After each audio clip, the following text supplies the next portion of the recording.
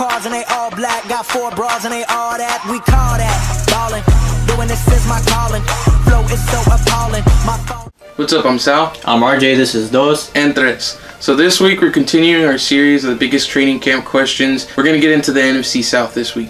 So we'll start off with the Carolina Panthers. Kind of a jump from reaching the Super Bowl to going 4-12 the next season. First question we'll raise is Cam Newton's health. I know as far as his ankle, I'm pretty sure that's fine now. The main question is his shoulder. Last season, you really saw the drop off from his MVP season to his level of play that was this past season, and I guess you could kind of tell there wasn't something right. Turned out to be his shoulder. I'm pretty sure it was his rotator cuff. Ron Rivera spoke to the media, I know during OTAs, as far as coming along and seeing Cam throw and stuff. There was real controversial as far as, you know, how it gets with the media as far as, is he going to throw today? Is Cam going to throw today? And Rivera said that he did end up throwing, and heading into training camp, hopefully he's going to be able to participate in hopefully everything in team drills and stuff like that as they try to get back to that season that they had 2 years ago. Quickly on Cam, I just wanted to say that hopefully in his time working training camp and all the off-season things, hopefully he made a tweak in like his footwork. Something you saw in the Super Bowl, he would stay at his spot in the pocket and he wouldn't really step up, which led to, you know, Von Miller having that great performance. He really just had to run to a spot. So I'd like to see him step up in the pocket more this year, especially with how terrible his offensive line is. And I know that they got a few pieces there, but it's not the same that it was, you know, 2 years ago.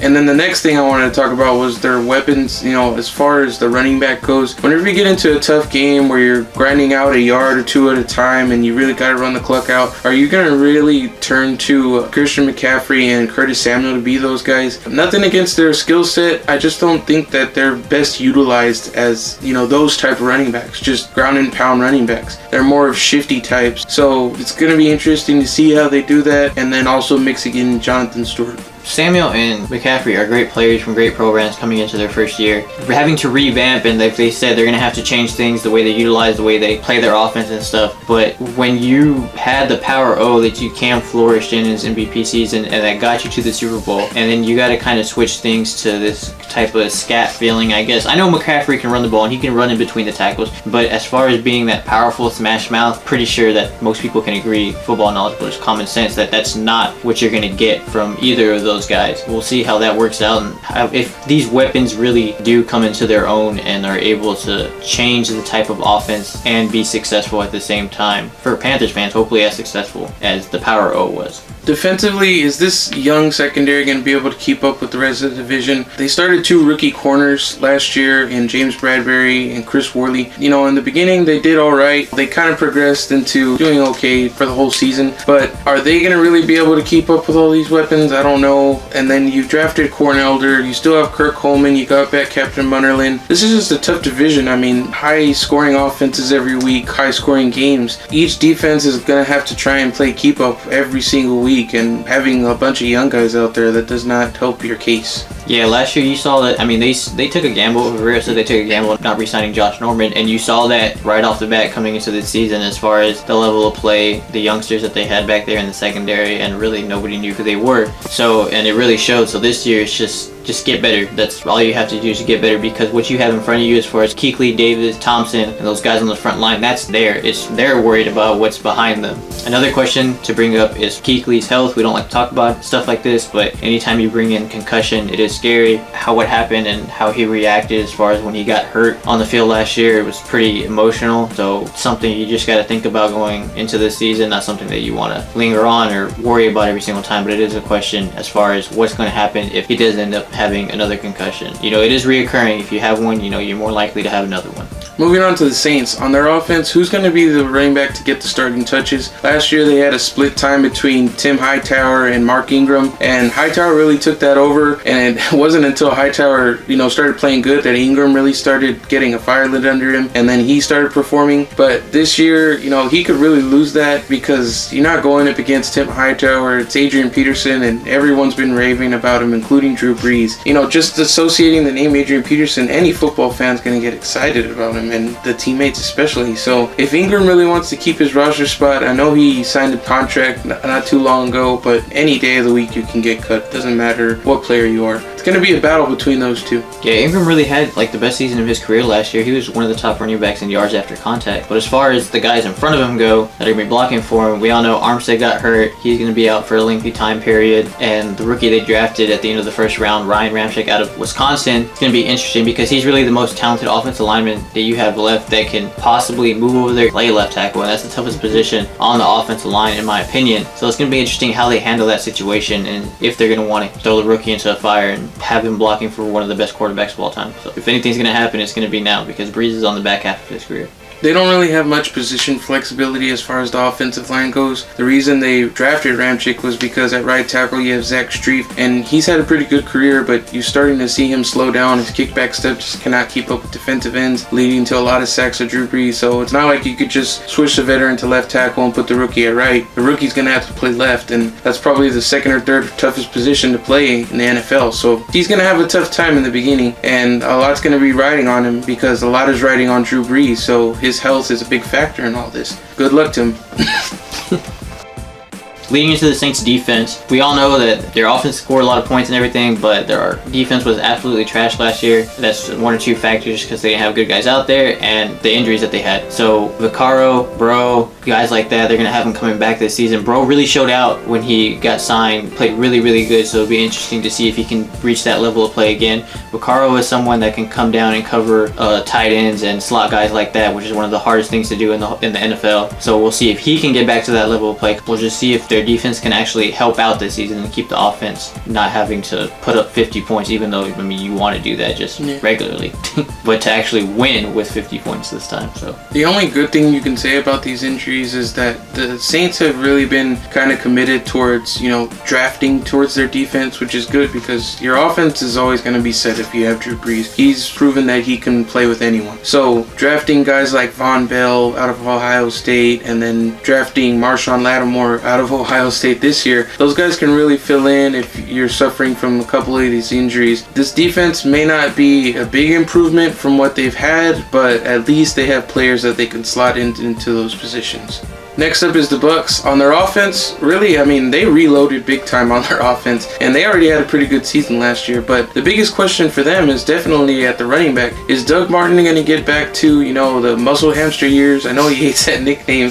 He had great seasons in his rookie year for sure. He was injured last year, I know that. He's had off-the-field issues too, and you're going to have to depend on him. I mean, he's a veteran now in that locker room with Jameis, and they really need him to step in and take over that spot. Yeah, as far as their offense goes, that's really the only, their offensive line played good at times. It was kind of but when you have the weapons that you have with Mike Evans now and Deshaun Jackson, getting Deshaun Jackson in the offseason, getting the burner that you can have to take the top off the defense, and then you arguably get, I could say the best value draft pick out of the whole entire draft at O.J. Howard. I mean, it's going to be something scary. I can see them winning the division this year. That division is a toss-up every single year. We don't want to give away any of our predictions just yet, but I will say that the Bucs, they have a really good chance at it this year. So as far as the Bucs defense goes, again, they're pretty solid on defense last year. They played pretty well. They had a lot of youth back there, but a carryover from the Cowboys team that is probably going to be fighting for a starting spot in their defense now is J.J. Wilcox, and from our experiences watching him, that guy cannot take angles. He shouldn't play safety. To me, I always thought with the Cowboys, I think they should have transitioned him to the money backer position, which is something that the Cardinals started with Deion Buchanan, which is basically just a safety playing middle linebacker and flying all over the field, because he's a hard hitter. The guy gives effort whenever he's going to crush someone, that's for sure, but he just cannot take the right angle, and he's always looking over his head. I don't think he's a starting caliber safety in any system. Yeah, every now and then he'll show flashes and make big plays, but that's a really important position back there. And along with that is the competition you're going to have with Justin Evans, the rookie out of A&M. But both of those guys, you don't want them cutting your pizza when it comes out of the oven because they take horrible angles. So, as far as their secondary, their safeties go, they really haven't had consistency back there at that spot. So we'll see how that comes along. But as far as up front, in front of them go, obviously they have McCoy, they have Alexander, they have those guys like that. So Devontae Davis. Yeah. So one of my favorite linebackers. Mm-hmm. They're pretty set. Let's see what they do. So for the Falcons, it's really not a position question per se, but more of a coaching question. Switching from Shanahan as your offensive coordinator to now Steve Sarkisian, what's the drop-off going to be? Falcons fans are going to say, oh, we're going to make it back, whatever, but it's really hard to make it back, especially with the change in the coach that really affected the team, completely. That offense was the number one offense in the league. So taking away your offensive coordinator and switching to a guy like Sarkisian coming into a new system, I'm just basing this off of the last game you saw Sarkisian coach was the national championship. Switching from Lane Kiffin to Sarkisian, you saw a big difference. There was less creativity, and really they were just trying to hang on in the game. So is he going to really utilize all the pieces on the offense and hopefully integrate a running game, which they needed in the Super Bowl? And whenever you get into tough situations like, third and long or even third and short, or you're in the red zone, does he have the experience to really get that team out of those situations? I don't know. I mean, even Shanahan had troubles last year, which goes back to the Super Bowl, not running the ball more than 4 times in the second half. Yeah. You really saw the drop-off in the championship game that Alabama won when Kiffin called that great play to now Tampa Bay Buccaneers, O.J. Howard, that went up to the sideline, that they absolutely needed that play. And it was really creative, great play call. It was in the fourth quarter too. And then you see in this past year's championship against Clemson, again, you see really there wasn't really that spark that they just, okay, like we're winning this game now. It'd be interesting, like you said, to see how Sarkisian comes into this offense. And I mean, like, it's all a mentality thing now. After you suffer that Super Bowl loss like that, every play call, every third down, every fourth quarter play call, it's all going to be criticized now. And you have a guy, Sarkisian, stepping into like that after losing a game like the national championship. As far as mentally for the coach too, like him, even though he's new to the offense, it'll be interesting. There's always a mental gap right there that you need to hurdle, you need to get over. The team's going to have to get over the mentality of losing the Super Bowl also. And the thing that, people would say about Sarkisian is, oh, he was being tepid with the play calling because he had a rookie quarterback. But what I'll say is that, yeah, Matt Ryan is a veteran quarterback, but a veteran quarterback would have known whenever to switch to a run whenever you're in the fourth and third quarters in the Super Bowl. So that just shows me that, hey, maybe Shanahan had full reins on this offensive playbook. I don't know how much free reign Matt Ryan had. I would give Matt Ryan more credit that, hey, at least he would know when to switch to a run if he had more power. Matt Ryan is a very controversial quarterback that some people bring up and I like to talk about and say, well, is he elite? Is he this? Is he that? But the one play that I'll go back to in the fourth quarter, even though Julio caught that ball on the sideline, I still don't know why you even throw that ball when you're in that situation and when you have the lead and stuff. And it easily could have been picked off if he was like an inch or two taller, the cornerback. That's the one thing that still makes me have that question that some people have about Matt Ryan. Why do you even throw that ball? Even though Julio caught that ball, which was an amazing catch, still I ask myself, why did you even throw that ball, even though he caught it? Thinking about that play, that just brings back memories of, Tony Romo would make that throw a lot. That was probably the throw that would get him into the most trouble as far as interceptions go. So it probably brought back some flashbacks for this guy. Yeah, but I mean, it's something hopefully that Matt Ryan has probably looked back. I know they probably look back on a lot. All right, leading into their defense, enough with that. We like to talk about Atlanta's Super Bowl turmoil and all that.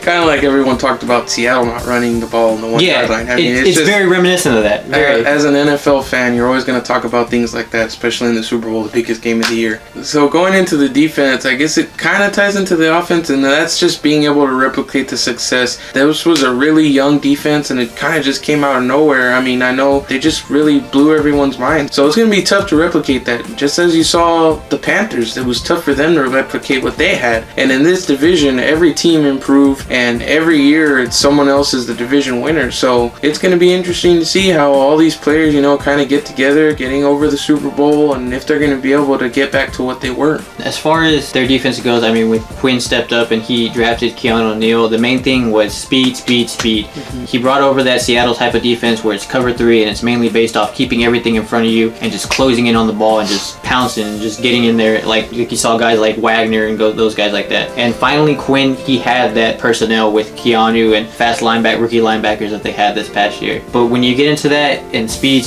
relying on speed, your guys are going to get really tired when you face elite teams like they did with the Patriots. And you saw that into the third and really into the fourth quarter where the Patriots were able to come back and win. And this year, like, you're going to be facing Deshaun, Evans, OJ, just guys like that to name off on the Buccaneers. It'll be interesting to see how their defense still matures and gets better. I know McKinley should really help out on the other side with Beasley. And sometimes whenever you're in a defense like that, it's not based on, the technical things of being a player getting to a certain spot, the skill level involved. It's more about just getting there. And whenever you're a step slower or a rookie has a mental hiccup, that can really be the difference between, a short gain and then a touchdown. So that's it for this video. We went over the NFC South. If you like this video and you want to see more, go ahead and subscribe at Dos en Tres. And if you want to become a super subscriber, hit the bell next to the subscribe button.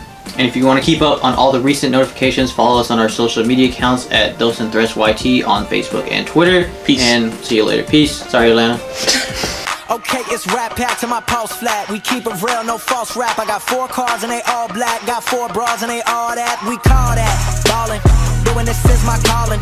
Flow is so appalling. My phone off and she calling. I'm like, yeah, what it do? Penthouse, man, what a view.